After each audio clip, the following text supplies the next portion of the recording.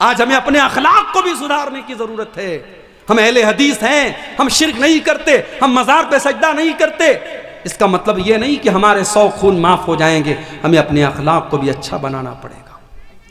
हजरत अबू ज़र ग़िफ़ारी रज़ी अल्लाह ताला अन्हु अल्लाह के नबी के पास आते और कहते हैं, अल्लाह के नबी मुझे कोई वसीयत कर दीजिए, मुझे कोई इंपॉर्टेंट बात बता दीजिए, मुझे कोई महत्वपूर्ण बात बता दीजिए।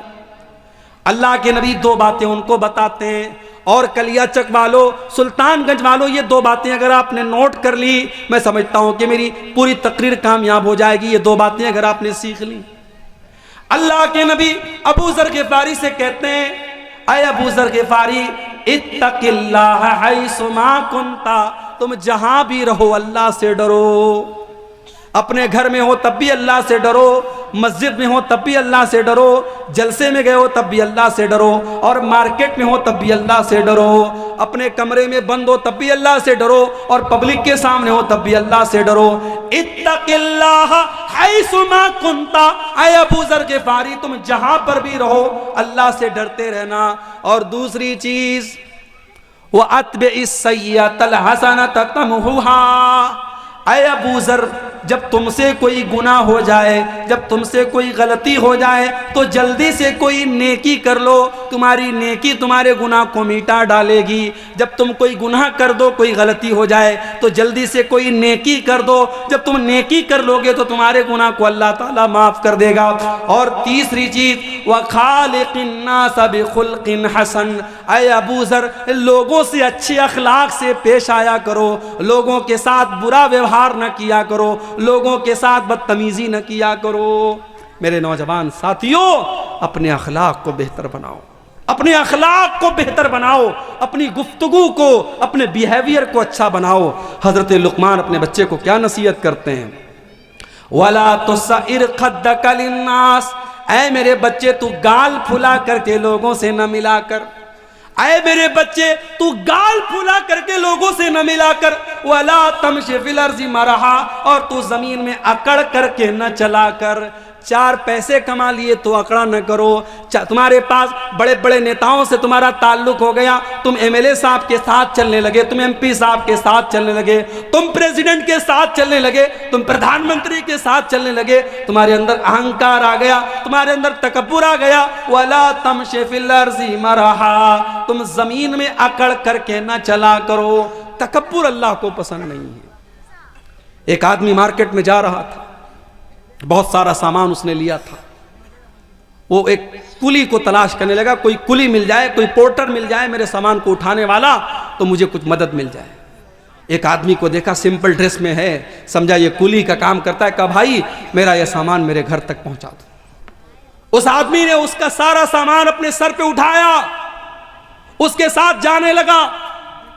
रास्ते में जो लोग देखते तो जो आदमी सामान उठाए हुए था उसको देख के कहते, अस्सलामु अलैका या अबा अब्दुल्ला, अस्सलामु अलैका या अबा अब्दुल्ला, अय अबू अब्दुल्ला आप पर सलाम, अय अबू अब्दुल्ला आप पर सलाम। अब ये बेचारा परेशान था, सब लोग इसको सलाम कर रही है कौन आदमी? तो एक आदमी से पूछा कि भाई ये कौन आदमी है जिसको मैंने अपना सामान उठाने का काम दिया है? कहा अरे तुमको पता नहीं ये कौन है? ये अल्लाह के रसूल के सहाबी सलमान फारसी हैं, और ये इस शहर के गवर्नर हैं, ये मदाइन के गवर्नर हैं। कहा या अल्लाह, मदाइन के गवर्नर से मैं कुली का काम करवा रहा हूं? कहा अरे हजरत माफ कीजिए, मैंने पहचाना नहीं था, जल्दी से ये सामान उतार दीजिए। कहा नहीं नहीं, अब जब तक ये सामान तुम्हारे घर में नहीं पहुंचा दूंगा, मैं अपने सर से ये सामान नहीं उतारूंगा। उनके घर तक सलमान फारसी ने वो सामान पहुंचाया। ये सलमान फारसी का अखलाक था, ये सहाबी का अखलाक था। मेरे नौजवान साथियों, हमें और आपको अपने अखलाक का भी जायजा लेने की जरूरत है।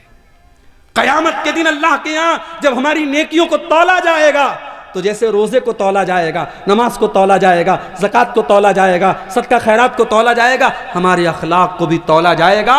और अल्लाह के नबी फरमाते हैं, मा मिन शैइन यूज़अ फिल मीज़ान अस्क़ल मिन हुस्निल खुलुक़, अल्लाह के यहाँ तराजू पर सबसे वजनी, सबसे वजनदार अगर कोई चीज़ होगी तो अखलाक होगा। मेरे भाई, अपने अखलाक को बेहतर बना दो। आपकी गुफ्तगू, आपकी बातचीत, आपकी टॉकिंग्स, आपकी भाषा, आपका वक्तव्य, वो बताता है कि आपका मैनर क्या है, आपका अखलाक क्या है। इसीलिए हजरत लुक़मान अपने बच्चे से कहते हैं, ऐ मेरे बच्चे, ऊंची आवाज में लोगों से बात ना किया कर। वक़्सिद फी मशी का वक़्ज़ुज़ मिन सौती का, जब तू चला कर तो तेरी चाल भी बहुत तेज ना हो बल्कि बीच की चाल हो, और जब तू बोला कर तो बहुत चिल्ला चिल्ला करके ना बोला कर, दरमियानी आवाज में बोला कर। इन्ना अनकरल अस्वाति लसौतुल हमीर, सबसे बुरी आवाज गधे की आवाज होती है। जानते हो गधे की आवाज सबसे बुरी क्यों होती है? क्योंकि गधे की आवाज में कोई रिदम नहीं होता है, कोई लय नहीं होती है, कोई सुर नहीं होता है, गधा बस चिल्लाता है। तो चिल्लाने वालों को अल्लाह के नबी ने पसंद नहीं किया है। मेरे भाइयों, अपने अखलाक को बेहतर बनाओ और आगे बढ़िए। एक बहुत बड़ी बुराई हम समाज में ये भी देख रहे हैं, शादी ब्याह के अंदर बहुत सारी गैर इस्लामी चीजें। इसी बंगाल के अंदर हमने देखा हल्दी की रस्म हो रही है, और हल्दी की रस्म जिस दिन हो रही है बहुत बड़ा फंक्शन हो रहा है। सारी लड़कियों ने हल्दी कलर के कपड़े पहने हुए हैं, सारे लड़कों ने हल्दी कलर के कपड़े पहने हुए हैं, पूरा खाना पीना हो रहा है। और क्या हो रहा है साहब? ये हल्दी की रस्म हो रही है। मुसलमान की शादी है, मुसलमान में भी अहले हदीस की शादी है, सीने पर हाथ बांधने वाले की शादी है, रफ़ा यदैन करने वाले की शादी है, लेकिन हल्दी की रस्म उसके घर पे हो रही है। मंगनी की सेरेमनी और मंगनी की रस्म भी उसके घर पे हो रही है, और सोने की अंगूठी दुल्हन को भी पहनाई जा रही है, और सोने की अंगूठी दुल्हे को भी पहनाई जा रही है। ओ लोगों, ये रस्में कहाँ से आ गई? ओ लोगों, तुमने अपने पूरे निकाह को, पूरे शादी ब्याह को आज गैर इस्लामी बना डाला, बिल्कुल हराम बना डाला। देख लो आप, 400 बाराती आके खा रहे हैं। बारातियों के अलग नखरे हैं। कहीं तो साहब बारात इस बात पर लौट जाती है कि बिरयानी में गोश्त नहीं मिला, इस बात पर बारात लौट गई। कहीं के ऐसा भी हुआ है। बाराती आए हैं, गरीब लड़की का बाप बैंक से लोन लेकर के 400 बारातियों को खाना खिला रहा है। और मुझे बताओ कौन से इस्लाम की तालीम है, कौन से नबी की तालीम है, कौन से दीन की तालीम है? मेरे भाई, लड़की की शादी करने वाला बाप अपनी लड़की की शादी करने के लिए मजबूर है बैंक से लोन लेने पर, उसे जहेज का इंतजाम करना है। पक्के अहले हदीस इलाके की बात कर रहा हूं, वहां पर भी जहेज का लेन देन हो रहा है। मेरे नबी ने 4 बेटियों की शादी की, किसको जहेज दिया? मेरे भाई, सहाबा ने अपनी बेटियों की शादी में कब लोगों के सामने हाथ फैला के भीख मांगी और कर्जा लेके अपनी बेटियों की शादी की है? आपने बेटियों को बोझ बनाया है। और यही वजह है हमारे मुल्क में, हमारे भारत में हर साल लाखों बच्चियां मां के पेट में मार दी जाती हैं, क्योंकि उनका गरीब बाप नहीं चाहता है कि मेरे घर में एक और बेटी आए और मुझे फिर अपनी बेटी के लिए कर्जा लेना पड़े। बेटियों को बाप मां के पेट में मरवा देता है। मेरे भाई, अपने शादी ब्याह के सिस्टम को आसान करो। मेरे भाई, समाज बहुत दूसरे तरीके पर जा रहा है। मैं कहीं कहीं जाता हूं, मुझसे नौजवान कहते हैं मौलवी साहब कोई नसीहत कर दीजिए, कोई कीमती बात बता दीजिए। मैं एक ही कीमती बात बताता हूं, शादी के काबिल हो गए वो शादी करो। उनके गार्जियन से कहता हूं, लड़कियों के बाप से कहता हूं, लड़के तो फिर भी कह देते हैं घर में मेरी शादी करा दो, लड़कियां बेचारी शर्माती है, वो नहीं कह सकती। लड़की 25 साल की हो गई, 28 साल की हो गई, 30 साल की हो गई, तुम शादी नहीं करा रहे हो, क्यों नहीं करा रहे हो? अरे मौलवी साहब क्या बताएं, हमारे बराबर का रिश्ता नहीं मिल रहा है। अपनी शर्तों को थोड़ा डाउन कर दो मेरे भाई, अपनी शर्तों को थोड़ा कम कर दो। अपनी बच्चियों की, अपने बच्चों की सही टाइम पर शादी करो। नहीं कराओगे, होटल्स खुले हैं, जिना के अड्डे खुले हैं। और अभी रिपोर्ट आई है, एक होटल कंपनी है जो पूरे भारत में जिसके होटलों में जिनाकारी होती है, उस होटल की कंपनी का सर्वे आया है, पूरे भारत में उस होटल को सबसे ज्यादा हैदराबाद शहर में यूज किया जाता है, और हैदराबाद में भी सबसे ज्यादा मुस्लिम इलाकों में यूज हो रहा है। आज आपकी मुसलमान लड़कियां इस रास्ते पर जा रही हैं। कर्नाटक की हवेली से अभी एक न्यूज आई, 26 साल की मुसलमान लड़की 40 साल के गैर मुस्लिम रिक्शा ड्राइवर के साथ होटल के कमरे में पाई गई, बदकारी करते हुए पाई गई। ये हालात आपकी कौम के हैं मेरे भाई। हमारे उत्तर प्रदेश के बरेली शहर में 8 साल तक मदरसे में पढ़ने वाली लड़की आज गैर मुस्लिम के साथ अपने घर को, अपने बाप को, अपने परिवार को छोड़ के जाती है और गैर मुस्लिम के साथ शादी करती है और उसके मजहब में दाखिल हो जाती है, इस्लाम को छोड़ देती है। आपने क्या किया मेरे भाई? आपके इसी बंगाल में मैं देखता हूं जलसा हो रहा है, आपने औरतों का इंतजाम किया है, बहुत अच्छी बात है, लेकिन आपके यहां जुमा की नमाज होती है मस्जिद में, जामा मस्जिद में। मैंने पूछा 10 मस्जिदों के बारे में, मैंने पूछा तो 10 मस्जिदों में से 3 मस्जिदों वालों ने कहा हमारे यहाँ औरतों का इंतजाम है, 7 मस्जिद वालों ने कहा हमारे यहाँ कोई इंतजाम नहीं। क्यों इंतजाम नहीं? क्या आपके पास पैसे की कमी है? नहीं, बहुत पैसा है आपके पास। आपकी शादियां बताती हैं बहुत पैसा है आपके पास।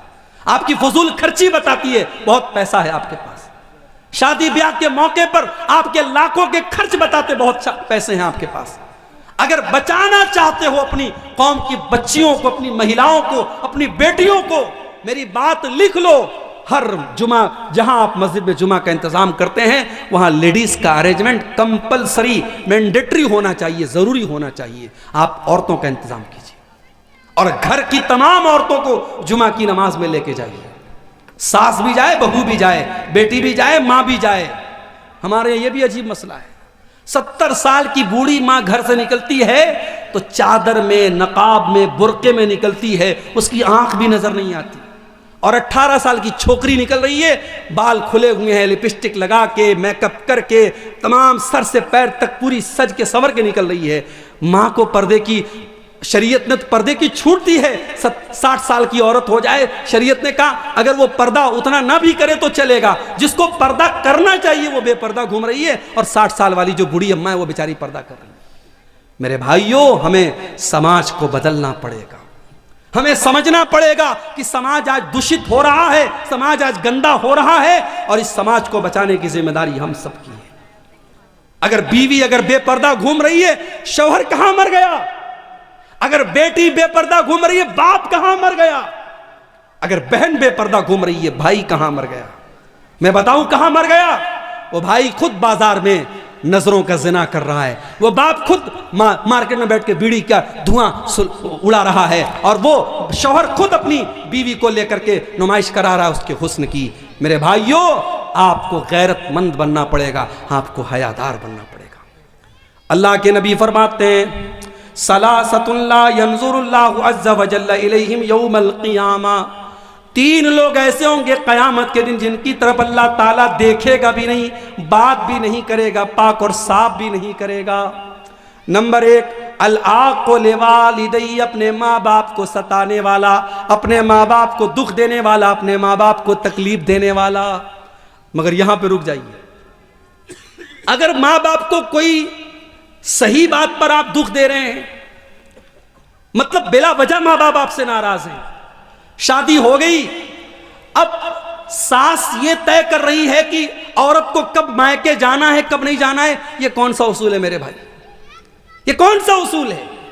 कितने घरों में सास ये भी तय करती है कि बहू को कब नहाना चाहिए, कब नहीं नहाना चाहिए। यानी ज्वाइंट फैमिली सिस्टम में प्राइवेसी नाम की कोई चीज नहीं है। बहू बेचारी अपनी मर्जी से नहा नहीं सकती। वहां ननद अलग पहरा दे रही है, सास अलग पहरा दे रही है। अब वहां पे अगर शौहर कहता है कि मेरी बीवी है, मैं निकाह करके लाया हूं, ये मेरी मर्जी से मायके जाएगी, मेरी मर्जी से आएगी, अब वहां पे मां नाराज हो जाए तो इस नाराजगी का कोई मतलब नहीं है। सही बात पर, जो इस्लाम के हिसाब से सही है, अगर उस बात पर भी माँ बाप नाराज होते हैं तो कोई मतलब नहीं है। वहां पे औलाद को चाहिए माँ बाप को मनाने की कोशिश करे। लेकिन हाँ, बिला वजह अगर कोई माँ बाप को दुख दे रहा है, तकलीफ दे रहा है, और अपने ऐशो आराम पर खूब खर्च कर रहा है, माँ का ख्याल नहीं कर रहा है, बाप का ख्याल नहीं कर रहा है, क़यामत के दिन अल्लाह ताला उसको देखेगा भी नहीं। नंबर 2, वल्मरअतुल मुतरज्जिला, वो औरत जो मर्दों की नकल करने वाली, मर्दों की चाल ढाल अपनाने वाली हो, मर्दों के जैसा कपड़ा पहनने वाली, और मर्दों के जैसे छोटे छोटे बाल रखने वाली, और मर्दों की शक्ल सूरत अपनाने वाली, मर्दाना चाल चलने वाली लड़की। और नंबर 3, अद्दयूस, वो बेगैरत मर्द, अल्लज़ी युक़िर्रु फ़ी आलिहिल ख़ुबुस, जिसके घर में बेहयाई हो रही हो, जिसके घर में बेपर्दगी हो रही हो, और उस बेगैरत मर्द को कोई फर्क ना पड़ता हो। तो मर्द अगर बेगैरत है तो सिर्फ औरत जिम्मेदार नहीं है, मर्द भी जिम्मेदार है। मेरे प्यारे साथियों, आज हमारी शादी ब्याह में क्या हो रहा है? वीडियो रिकॉर्डिंग हो रही है। दुल्हन के कमरे में कैमरामैन आता है और दुल्हन के हर पोज को वो रिकॉर्ड कर रहा है, हर एंगल से वो रिकॉर्ड कर रहा है। दुल्हन की सहेलियां और घर की जवान लड़कियां दुल्हन के आसपास बैठी हैं और ये वीडियो कैमरा वाला बेचारा वीडियो रिकॉर्डिंग कर रहा है। और ये इस शादी में मौलवी साहब निकाह पढ़ा के दुआ करते अल्लाह ताला इस निकाह में बरकत दे दे। कहां से बरकत आएगी? जिस निकाह में आपने मौलवी से निकाह पढ़वाने के अलावा कोई काम इस्लाम के मुताबिक नहीं किया, उस निकाह में बरकत कहां से आएगी मेरे भाई? जिस निकाह की बुनियाद बेहयाई पर है, जिस निकाह की बुनियाद हराम कामों पर है, उस निकाह में बरकत कहां से आएगी? नतीजा ये है शादी कम हो रही है, तलाक ज्यादा हो रहा है, शादी कम हो रही है, घर टूट ज्यादा रहे हैं, क्योंकि बरकत खत्म हो रही है। रिश्ता देखने आप जाते हैं, अच्छी अच्छी लड़कियां, दीनदार लड़कियां, आप रिश्ता देख के आते हैं तो माँ आकर के क्या कहती है? रिश्ता तो बहुत अच्छा था, लड़की का कलर थोड़ा सा डाउन था, थोड़ा सांवली थी। अरे अल्लाह की बंदी, ये कोई सांवली है, कोई गोरी है, कोई काली है, ये रंग किसने बनाए? अल्लाह ने बनाए। इस पे इंसान का तो इख्तियार नहीं है ना। किसी की 3 बेटियां हैं, 2 बेटियां बड़ी गोरी चट्टी हैं, एक बेटी का रंग थोड़ा सा सांवला है, तो क्या उस सांवली लड़की बेचारी उसको रिजेक्ट कर दिया जाए? बेचारी पढ़ी लिखी है, दीनदार है, नमाजी है, सिर्फ रंग डाउन होने की वजह से उसको रिजेक्ट कर दिया जाए? ये कौन सा इंसाफ है मेरे भाई? हमें अपनी सोच को बदलना पड़ेगा। उन गरीब बच्चियों को आज दीनदारी के बावजूद रिजेक्ट किया जाता है। नतीजा यह निकलता है जब समय सीमा पार हो जाती है वो लड़कियां गलत रास्ते उठाती हैं। आज समाज में आप ये मंजर भी देखिए मेरे भाई, कोई लड़की, कोई औरत बेवा हो गई, उसके शौहर का एक्सीडेंट में इंतकाल हो गया, 1 साल का बच्चा है, बेवा हो गई। अब समाज क्या कहता है? साहब, अरे औरत है, बच्चे के सहारे जिंदगी गुजार लेगी। मैं कहता हूं दुनिया का सबसे बड़ा झूठ है ये, दुनिया का सबसे बड़ा फ्रॉड है ये। एक बच्चे के सहारे औरत जिंदगी गुजार लेगी? उसकी जवानी, उसकी इज्जत, उसकी ख्वाहिशात, उसकी डिजायर्स, उसका कोई मतलब नहीं है। इस समाज को हमें बदलना पड़ेगा। मुतल्लका और बेवा औरतों की शादी का भी माहौल पैदा करना पड़ेगा। जो लड़कियां, जो औरतें जवानी में बेवा हो गई, जवानी में मुतल्लका हो गई, उनकी शादी आप नहीं कराएंगे, गलत रास्ते वो चुनेंगी और समाज में गंदगी फैलेगी और फैल रही है। मेरे प्यारे साथियों, शादी ब्याह में ये बहुत सारी चीजें हैं जिनकी हमें इस्लाह करने की जरूरत है।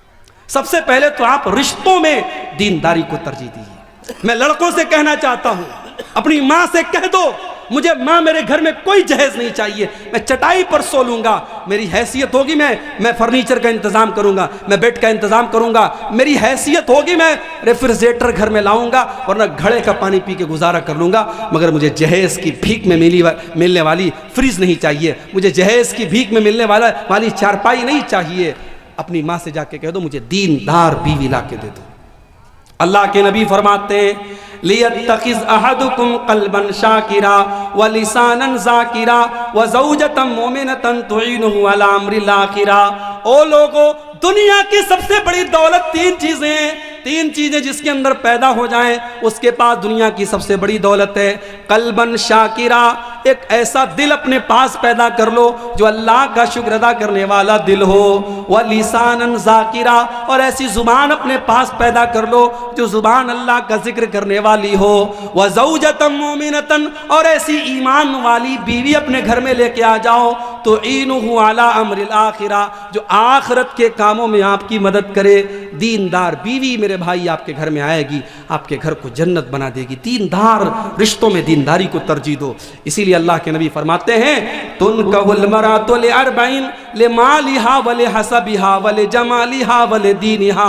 जब लड़की की शादी होती है, 4 चीजें लड़की के अंदर देखी जाती हैं। माल देखा जाता है, खूबसूरती देखी जाती है, उसका खानदान देखा जाता है, और उसको दीनदारी देखी जाती है। आपने फरमाया, फज़फर बिज़ाति दीन, दीनदार लड़की को तरजीह दो, कामयाब हो जाओगे।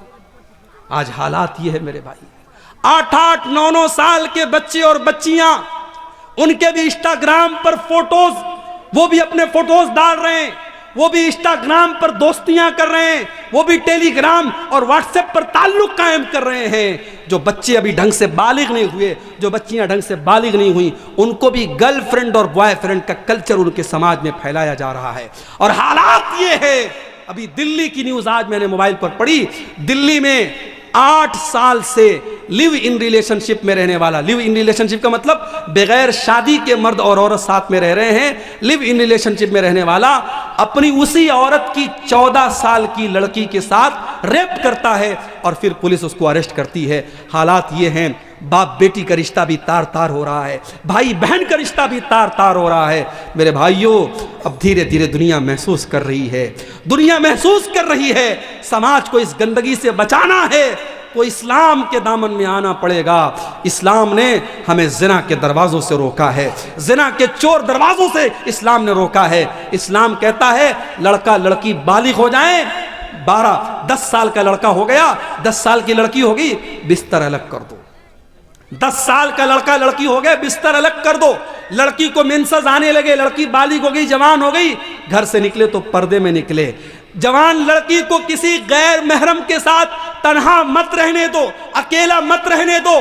तुम्हारी खाला का लड़का, तुम्हारे मामू का लड़का, तुम्हारे काका का लड़का, तुम्हारे ताया का लड़का, ये सब तुम्हारे लिए गैर महरम है। मेरी बहनों, जिस तरीके से मोहल्ले के और गांव के लड़कों को अपने लिए गैर महरम समझती हो, अपनी खाला के, अपने ताया के, अपने मामू के, अपने चाचा के लड़कों को भी गैर महरम समझो। मेरी बहनों, आपका देवर आपका भाई नहीं है, आपके शौहर का भाई है। भाभी अगर देवर को हंसी मजाक में ज्यादा छूट देगी, अगर भाभी देवर से ज्यादा फ्रैंक होगी और देवर भाभी के बीच की सीमाएं खत्म होंगी तो वहां पे मामलात खराब होंगे और बहुत सारे घरों में मामलात खराब हो रहे हैं। ये फेसबुक का दौर है, ये फिल्मों का दौर है, ये वेब सीरीज का दौर है, ये समाज में गंदगी को परोसने का दौर है। इस दौर में हमें और ज्यादा एहतियात की जरूरत है। बच्चियां जवान हो जाएं तो बाप अपनी बच्चियों से भी एक एहतियात करे। बच्चियों को चाहिए जब वो जवान हो जाएं, बाप भी आए तो अपने दोपट्टे और अपने कपड़े का ध्यान रखें। शैतान कब किसके दिमाग को कहां फेर दे, कब किसकी नजरें खराब हो जाएं, शैतान कब किसके, हमारे रगों में, हमारे बदन में खून की तरह शैतान दौड़ रहा है। और फितनों के इस दौर में कब किस रिश्ते में नापाकी आ जाए मेरे भाइयों, गारंटी नहीं है। इसलिए बड़ी एहतियात की जरूरत है और महरम गैर महरम का फर्क अपने जवान होते बच्चों को बताने की जरूरत है। और आगे बढ़िए, 1-2 चीजें और बयान करके बात खत्म कर रहा हूं। हमारे समाज में अगर इस्लाह करनी है समाज की, एक और चीज हम देख रहे हैं, हमारे नौजवानों का बिगाड़, हमारे नौजवानों के अंदर पाई जाने वाली मुख्तलिफ बुराइयां। हमारा नौजवान आज नशे में मुब्तला है, हमारा नौजवान आज रातों में 2-2, 3-3 बजे तक नाजायज बातचीत में लगा हुआ है, हमारा नौजवान आज गुंडागर्दी और क्राइम के कामों में लग रहा है। मेरे नौजवान साथियों, इस उम्मत का कैपिटल आप हैं, इस उम्मत का सरमाया आप हैं, इस उम्मत की उम्मीद आप हैं। अगर आपने अपनी रातों को बर्बाद किया, अगर आपने अपने जिस्म को नशे से बर्बाद किया, अगर आपने गलत और गंदी आदतों के जरिए अपनी जवानी को बर्बाद किया, कल आप न एक अच्छे शौहर बन सकते हैं, न एक अच्छे बाप बन सकते हैं, न एक अच्छे बेटे बन सकते हैं, न समाज के एक अच्छे इंसान बन सकते हैं। इस समाज को आप कुछ देने के लिए आए हैं। अल्लाह कुरान में कहता है, कुंतुम खैर उम्मतिन उखरिजत लिन्नास, ऐ मुसलमानों, तुम दुनिया की सबसे बेहतरीन कम्युनिटी हो, तुम दुनिया के सबसे बेहतरीन समाज के लोग हो। तुम्हें दुनिया के लिए कुछ देने के लिए बनाया गया है, तुम समाज को कुछ देने के लिए आए हो, तुम मानवता का कल्याण करने के लिए आए हो, तुम मानवता को नजात देने के लिए आए हो, तुम मानवता को जहन्नम की आग से बचाने के लिए आए हो। मेरे नौजवानों, अपनी रिस्पॉन्सिबिलिटी को समझो, अपने कर्तव्य को समझो, अपनी जिम्मेदारी को समझो। जवानी के एक मिनट का हिसाब अल्लाह ताला कल क़यामत के दिन लेगा। मेरी नौजवान बहनों, आपसे भी कहता हूं, मेरे नौजवान भाइयों, आपसे भी कहता हूं, अपनी जवानी को गनीमत जानो। जवानी में जितना आप सजदा कर लेंगे, जितनी नमाज पढ़ लेंगे, जितना अल्लाह को राजी कर लेंगे, कल 50-60 साल के होने के बाद आप नहीं कर पाएंगे। बहुत सारी हसरतें लेके दुनिया से जाना पड़ेगा। मेरे भाइयों, मेरी माँ के इंतकाल को अभी 3 साल हो रहे हैं। 2020 में मेरी माँ का इंतकाल हुआ। माँ का सपना था हज करने का। लॉकडाउन के पहले माँ के हज का फॉर्म भरा। मैंने कई बार माँ से कहा कि उम्रा कर लो, माँ उम्रा करने के लिए तैयार नहीं हुई। हज का फॉर्म भरा गया, जिस साल हज का फॉर्म भरा गया उसी साल हज कैंसिल हो गया, लॉकडाउन लग गया, और अगले साल फिर भी लॉकडाउन लगा रहा और अगले साल भी हज का फॉर्म नहीं भरा गया और उसके अगले साल ही माँ का इंतकाल हो गया। ये सपना, ये हसरत, ये ख्वाहिश लिए हुए मेरी माँ चली गई। ये ख्वाहिश लिए हुए कितने लोग दुनिया से चले जाते हैं। मेरे नौजवान साथियों, अगर आज आपके पास पैसा है, आप उम्रा कर सकते हैं, आप हज कर सकते हैं, अभी कर लो। अभी आपकी शादी हुई है, मियाँ बीवी औलाद चाहते हैं, नेक औलाद चाहते हैं, जाओ चंद पैसे खर्च करो, उम्रा करो और जा करके अल्लाह की बारगाह में रो करके दुआ मांगो, अल्लाह नेक और साले बेटा अता फरमाएगा। उम्रा कर लो, हज की ताकत है हज कर लो, जवानी में इबादत कर लो। वल्लाह मैंने रोते हुए देखा है 70 साल के 60 साल के बूढ़ों को, जब वो हज करने गए, वो बेचारे व्हील चेयर पे दूसरे उनको तवाफ करा रहे हैं, वो बेचारे होटल से हरम में जाने की ताकत नहीं है, वो कमरे में बैठ के नमाज पढ़ते हैं। वो रोते हैं कि काश हमने जवानी में नमाज पढ़ी होती, हमने जवानी में हज किया होता, हमने जवानी में अल्लाह की इबादत की होती। अल्लाह के प्यारे नबी फरमाते हैं इग़तनिम खमसन क़ब्ल खमसिन, 5 चीज़ों की कदर करो 5 चीज़ों के आने से पहले। शबाबक क़ब्ल हरमिक, अपनी जवानी की कदर करो बुढ़ापे के आने से पहले। व सेहतक क़ब्ल सक़मिक, अपनी तंदुरुस्ती की कदर करो बीमारी के आने से पहले। व ग़िनाक क़ब्ल फ़क़रिक, अपनी दौलत की कदर करो अपनी गरीबी के आने के पहले। व फ़राग़क क़ब्ल शुग़लिक, अपने समय की कदर करो अपने व्यस्त होने से पहले।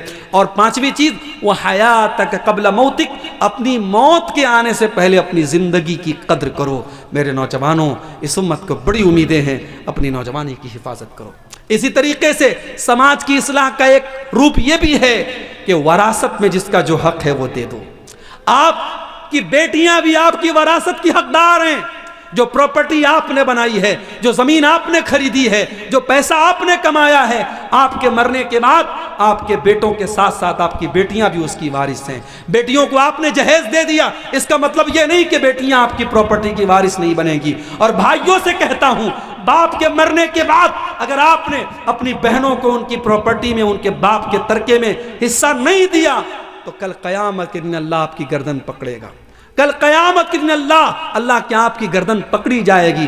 अल्लाह ने वरासत का मसला जब बयान किया तो कुरान में क्या फरमाया, वतिल्क हुदूदुल्लाह, मेरे बंदो ये वरासत के जो कानून बयान किए जा रहे हैं ये अल्लाह का बनाया हुआ कानून है। वमन युतिइल्लाह व रसूलहु युदखिलहु जन्नातिन तजरी मिन ताहतिहल अनहार, जो अल्लाह की इताअत करेगा, जो रसूल की इताअत करेगा, अल्लाह उसे जन्नत में दाखिल करेगा और वो जन्नत में हमेशा हमेशा रहेगा। वज़ालिकल फौज़ुल अज़ीम, और ये बहुत बड़ी कामयाबी है। वमन यासिल्लाह व रसूलहु व यतअद्दा हुदूदहु युदखिलहु नारन खालिदन फीहा, और जो अल्लाह की नाफरमानी करेगा, जो रसूल की नाफरमानी करेगा और जो अल्लाह के कानून को तोड़ेगा, उसको अल्लाह जहन्नम की आग में डालेगा और वो जहन्नम की आग में हमेशा रहेगा। वरासत के सिलसिले में अगर आपने अल्लाह का कानून तोड़ा है, अल्लाह जहन्नम की वईद सुना रहा है। मेरे भाइयों, वरासत को सही तरीके से जो हकदार है उनको दे दो। अल्लाह के नबी फरमाते हैं ला तुअद्दुन्नल हुकूक इला अहलिहा, ओ लोगों तुम लोगों का हक उनको दे दो वरना क़यामत के दिन तुम्हें देना पड़ेगा।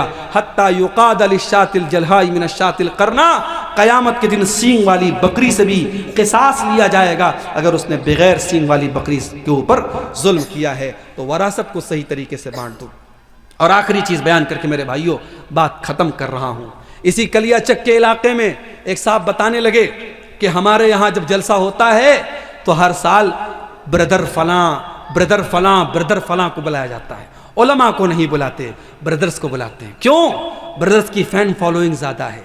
फलां ब्रदर साहब हैं, वो फेसबुक के ऊपर लाइव क्वेश्चन आंसर करते हैं, लोगों के सवाल का लाइव जवाब देते हैं। इतना लाइव तो उलमा भी जवाब नहीं देते।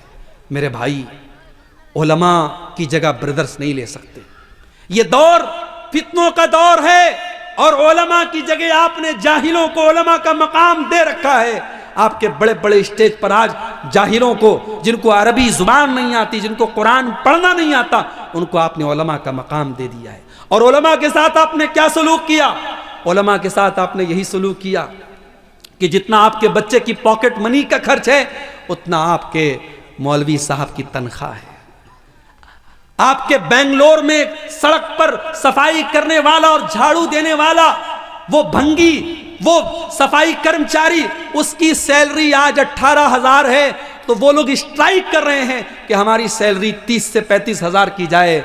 और यहाँ हमारे मस्जिद में 5 टाइम की नमाज पढ़ाने वाला और जुमा का खुतबा देने वाला हमारा इमाम, हमारा खतीब, उसकी तनख्वाह 5,000 6,000, बड़ी मुश्किल से कहीं बड़े दिल दरिया वाले लोग हैं तो 10,000। ये हमने अपने उलमा के साथ ये सलूक किया है। मेरे भाई, हमारे उलमा के लिए हमारी मस्जिदों में इतनी छोटी सी कोठरी बनाई जाती है कि आलिम साहब अकेले रहें, परिवार के साथ न रहने पाएँ। आलिम साहब का परिवार कहाँ रहता है?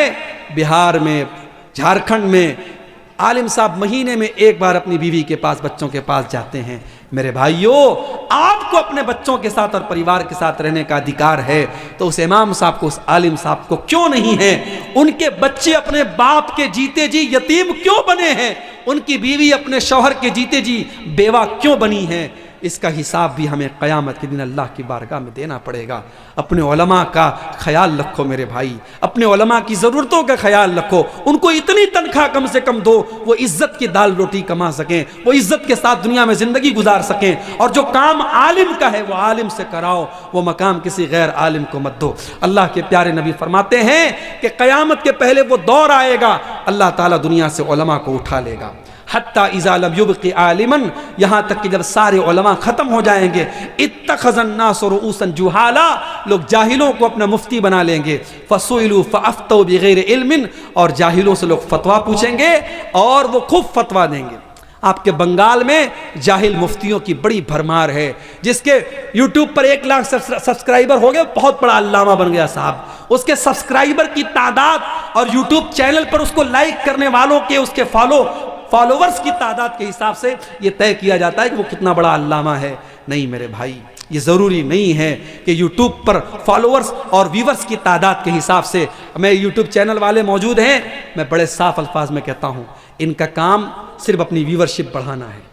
ये व्यूवरशिप बढ़ाने के लिए कितने यूट्यूब चैनल्स वालों को मैं जानता हूँ, मेरी तकरीर के ऊपर वो थंबनेल लगाते हैं, वल्लाह मुझे देख के शर्म आती है।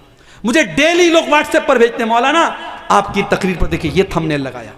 अभी राम मंदिर का मसला चल रहा है, मैंने किसी तकरीर में एक लफ्ज़ ही राम मंदिर पर नहीं बोला है, लेकिन राम मंदिर पर अब्दुल गफ्फार साहब भड़के, मौलाना अब्दुल गफ्फार साहब ने ये बोला वो बोला।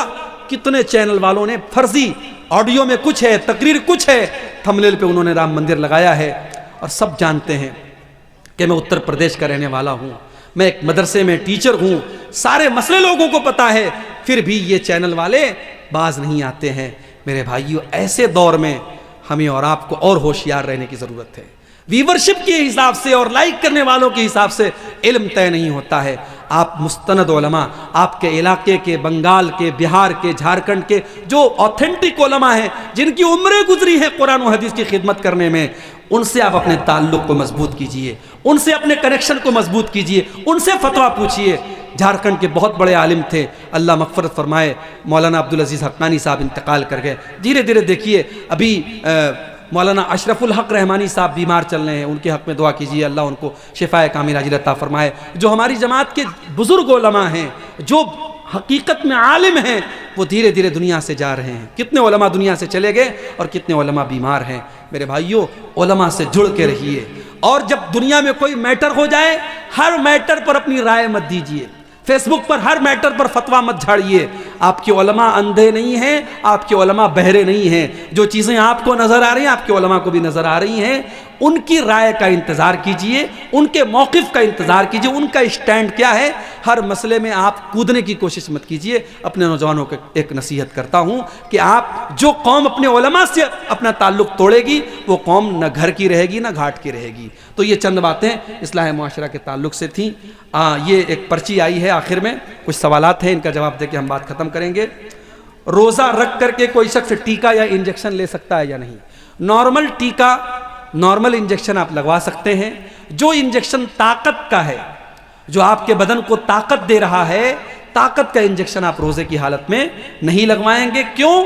क्योंकि वो ग़िज़ा का काम कर रहा है, वो आपके बदन को ग़िज़ा पहुंचा रहा है। तो रोज़े की हालत में जैसे हम मुंह से ग़िज़ा नहीं ले सकते, ऐसे किसी भी बॉडी के तरीके से हम ग़िज़ा अंदर नहीं पहुंचाते। लेकिन दवा है तो दवा के तौर पे नॉर्मल इंजेक्शन हम ले सकते हैं।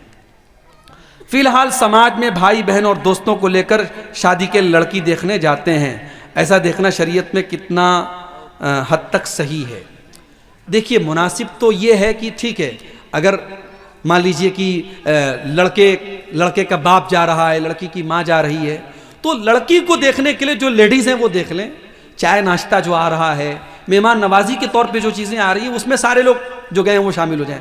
लेकिन लड़की को दिखाने का जो काम है वो सिर्फ लेडीज़ को दिखाया जाए, क्योंकि अभी होने वाला ससुर भी अभी होने वाला ससुर है, अभी वो ससुर हुआ नहीं है। तो बेहतर यही है, शरीयत के हिसाब से मुनासिब यही है कि जो मर्द हजरात हैं वो लड़की को देखने का एहतमाम ना करें, क्योंकि अभी वो लड़की उन सब के लिए गैर महरम है। रोज़ा रखकर खून दे सकते हैं या नहीं? दे सकते हैं।